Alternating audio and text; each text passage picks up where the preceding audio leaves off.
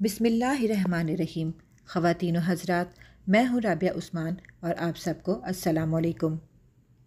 دور جاہلیت میں بیٹی کو زندہ دفن کرنے کا واقعہ اور نبی کریم صلی اللہ علیہ وآلہ وسلم کا اس پہ حکم ایک نہایت دردناک اور اہم موضوع ہے جس پہ قرآن و حدیث نے روشنی ڈالی ہے۔ آئیے اسے تفصیل سے بیان کرتے ہیں، لیکن ویڈیو میں آگے بڑھنے سے پہلے اگر آپ ہمارے چینل پر نئے آئے ہیں تو برائے مہربانی ہمارا چینل رابعہ عثمان اسلامک ٹاکس کو سبسکرائب کر لیں تاکہ آنے والی تمام ویڈیوز کی نوٹیفیکیشن آپ کو مل سکے۔ دور جاہلیت میں بیٹیوں کو زندہ دفن کرنے کی رسم۔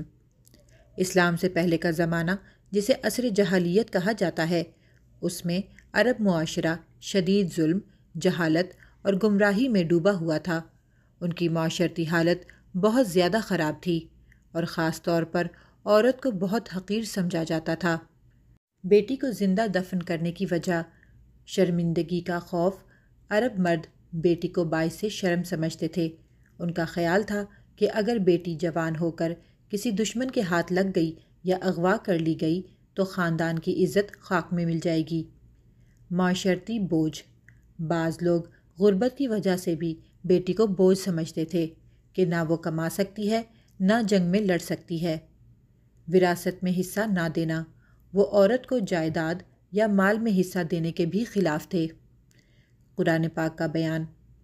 اور جب زندہ دفن کی گئی لڑکی سے پوچھا جائے گا کہ وہ کس گناہ کی وجہ سے اسے قتل کیا گیا، یہ آیت اس ظلم کے خلاف شدید انتباہ ہے۔ روایت ہے کہ ایک صحابی رسول اللہ صلی اللہ علیہ وآلہ وسلم کے پاس آئے اور کہنے لگے، یا رسول اللہ، میں نے زمانہ جاہلیت میں اپنی ایک بیٹی کو زندہ دفن کر دیا۔ جب میں اسے لے کر جا رہا تھا وہ کہتی جا رہی تھی، ابو کہاں لے کر جا رہے ہو؟ میں اسے ایک کنویں پر لے گیا اور جب اسے دھکا دیا تو وہ چیخ رہی تھی، ابو ابو۔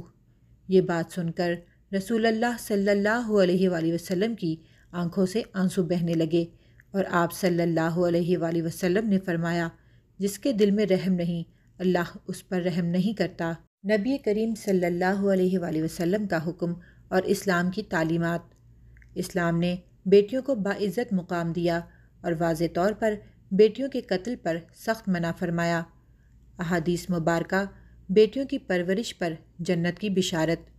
جس کسی کی 3 بیٹیاں ہوں اور وہ ان کو صبر و محبت سے پالے، ان کی پرورش کرے، ان کی شادی کرے تو وہ اس کے لیے جہنم سے پردہ یعنی ڈھال بنیں گی۔ بیٹی کو زندہ دفن کرنا بہت بڑا گناہ ہے۔